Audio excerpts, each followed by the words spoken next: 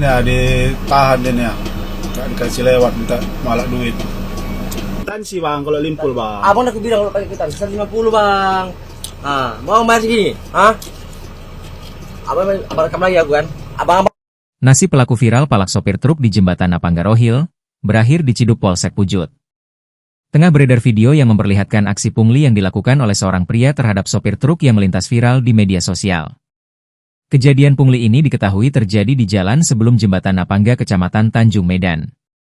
Dalam video viral yang beredar, pria yang belakangan diketahui bernama Ucok meminta sopir truk secara paksa uang senilai Rp50.000 saat hendak melintas.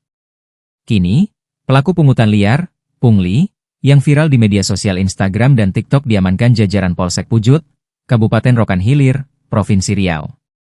Tidak lama dari laporan adanya peristiwa pungli yang viral di media sosial, jajaran Polsek Pujut yang dipimpin langsung Kapolsek Pujut AKP Bayu Setiawan